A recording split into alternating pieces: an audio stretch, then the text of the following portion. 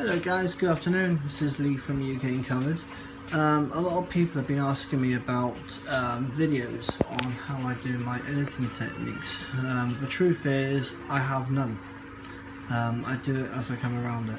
This is one I've just recently completed using photomatix. I have a Canon 7D and I basically shoot raw files straight from the standard, excuse the wobble a bit, and upload them straight away to this. Sometimes I don't even bother. If I don't want this sort of effect, I'll go straight into Adobe Camera Raw via Photoshop, and I'll do it that way for purity. Or I'll go via Bridge and do my HDR exposures between 3 to 6 or 12 shots and merge them via Bridge. Anyway, just as an example of my editing techniques, I shall get up an image. Just say, for example, one that isn't all blown out of proportion and looks fairly decent. We'll go for this one as an example. As you can see, it's CR, which means it's raw. We got reduce noise, set at 150. Some don't bother, but I do. Reduce chromatic aberration, very important. White balance auto can be corrected, and Pro for RGB, and enable photo fusion. And we give it a little bit of time just to analyze it. And merge. It's running a little bit slow because I've done a bit of editing today, but it will soon be here. Quality probably isn't great.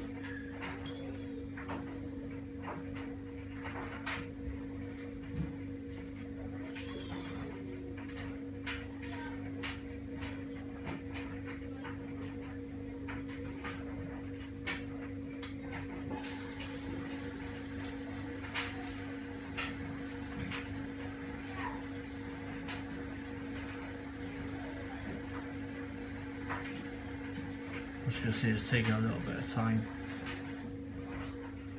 but here it is after being tone mapped. It's now generating the exposures for fusion together.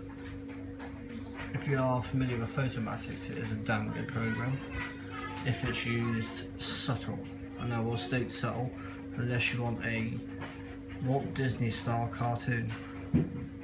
Anyway, that's what photomatix has come up with.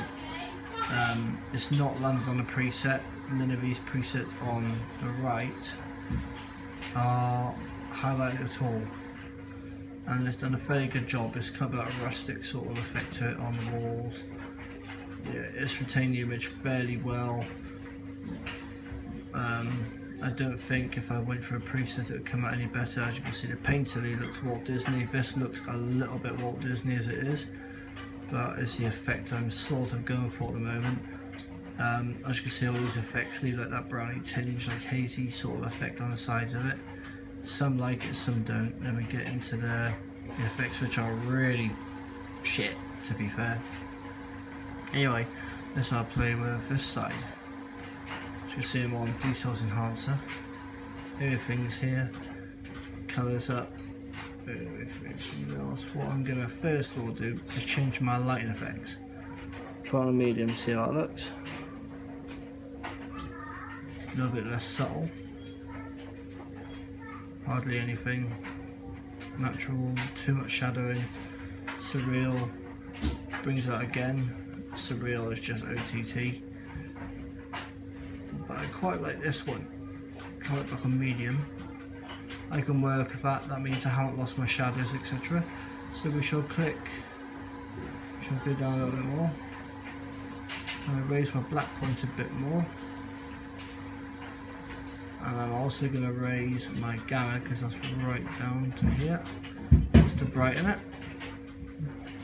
My temperature is a bit bluey, so I'm going to just adjust that to make it a little bit warmer. Again, I can fix that. Micro smoothing, right back. Again, as you can see, it's got that grain effect to it now. Some like it, some don't. I'm going to lose it. I'm going to go to there. Saturation of my highlights, I'm going to bring that down. Shadows, bring that down as well, otherwise you'll get a red effect within your shadows. what you don't want. Very, very hard to fix. When you're clipping, can't go to there.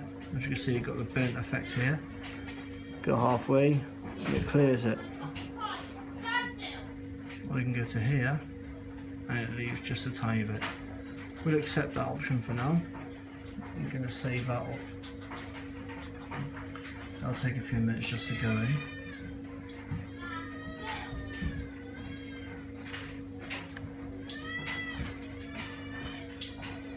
And your finished image will be up here. Bring your shadows down slightly, which brings it in.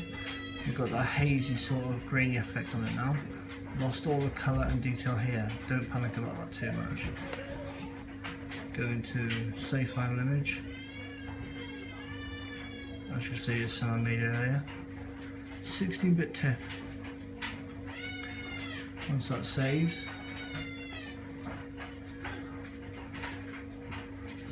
I do have a method as well, but this is basically a single raw. Photomatix works pretty well if you do a HDR image, which is high dynamic range. Obviously, sometimes I don't bother using Photomatix at all. Photoshop, which you can see is running a bit slow. Come into here, HDR pics, come down a bit. Locate the image, which is here, TIFF file, drag it, drop it.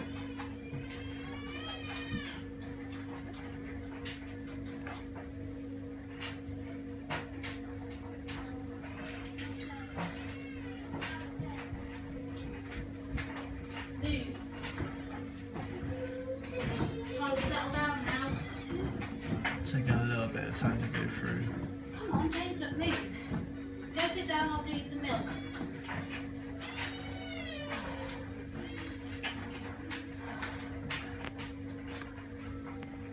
Should really film this on my camera so it's more stable, but never mind.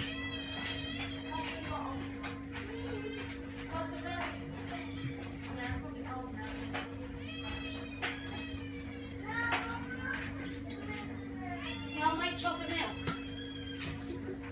Taking a really long time to do that. Typical Microsoft-based computer, always slow. Anyway, here comes the image. As you can see, it's showing quite a fair bit of detail. The suitcase here is slightly blown. The highlights are blown, which you shouldn't have in a HDR image whatsoever, but unfortunately my camera tends to do it without giving a damn. Anyway, we'll get the Adobe Camera Raw.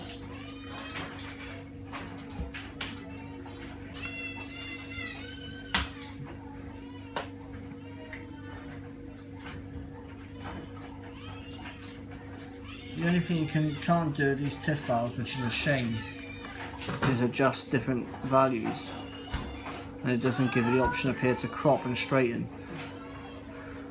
Anyway, the first thing I would do on this image, I think this for myself, which I probably will post later on, I will include a link once I put this up. First thing I do is, no matter what, straight there. Now, if you want to be clever, you can see that's got really smooth. If you go in 100% on your image, pick your hand tool and drag it around until you find a point of interest, like say there. I normally go for the furthest part of the video or the image, and I will literally adjust it into there. As you can see, because it's not a proper raw file, I haven't got my camera profile in, so I'm going to reduce chromatic aberration, purple amount halfway, green amount halfway. You'd be surprised what that does. It basically brings all these colours in. FX, a little bit dehazing, so there, tiny amount of vignette, that's before we start. Come into here, bit of contrast. Drop your blacks down a bit, because as you know, you lost your blacks. Clarity, nudge a little tiny bit. Everything else leave. Raise your shadows slightly. Come out and go into fit and view. And I can see the difference in the image already. You've brought back a lot of the detail in within the suitcase. A lot of the colours are there now and not blown out at all. Excuse my finger. So we go into here, and in order to smooth everything up, you just raise your bars like so. Bear in mind the contrast and colour are completely different to anything. And the luminance of your noise reduction, that is to remove noise and grain. Contrast and colour is to remove noise and grain within the actual colours. It's two separate amounts of noise reduction. Detail up to about 65. Leave the smoothness where it is for now. I'll show you why in a minute. Detail, bring it up slightly. You can either go 100% or whatever it is. If your camera's lens aren't very good or not very sharp, you can max them out. I've been doing that lately because my camera is on its way out. Radius. Less is more for sharpening, less is more. Always remember that. I normally go to about 34. As you can see, I sharpened it quite a fair bit, but it's slightly under. Masking up a little bit, which brings them in a bit more. As you can see, with lot, it still looks very, very smooth. Lose your colour smoothness. That's brought quite a fair bit back. There's still a little bit out, just dropping noise reduction slightly until you get a bit of grain coming back in. Obviously with the details you want them fairly smooth. So just adjust them so it's smooth, noise reduction to that smooth out. Always remember as well, desaturation if you're doing urbex type shooting like this and you can't get your white balances right, excuse the camera movement, then always remember you have this little wonderful option here. Hue, right here, hue, saturation and luminance. You've always also got the option of grayscale. Again, self-explanatory, turns it to that. Now, as you can see, it's very, very pink. So what I'm going to do, it's not that pink, but when it comes out, because I have an uncalibrated computer, this will come out a lot darker. So the first thing I would do is raise my exposure, highlight, drag them down slightly, try and bring a bit of detail into that window. And then simply reds, just adjust the values until you're just adjusting the values of each colour.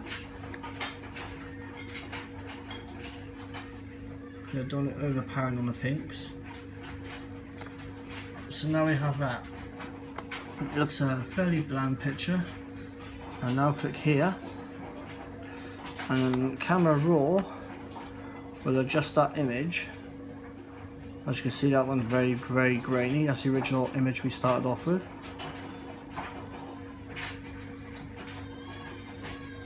Once the actual camera raw filter finishes and it sticks the image up, the final image, you'll see a heck of a difference change. I was running slow because my computer's obviously running slow. Done a lot of editing today. This is my first tutorial as well, so I'm probably waffling on a little bit, driving you all nuts.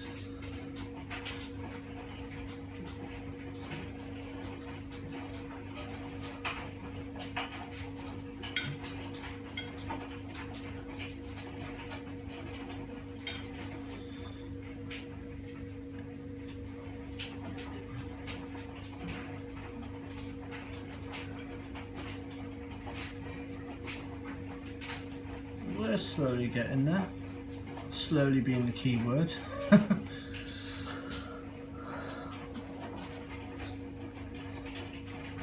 There we go. That'll now change, it'll go into the new image. Right, that has now changed. As you can see, it's still blown in a few places, or at least it shows it anyway. As you can see, sadly there's no way you can actually terminate that unless you really smooth the image, but as you can see from camera raw, it looked very, very smooth as it was.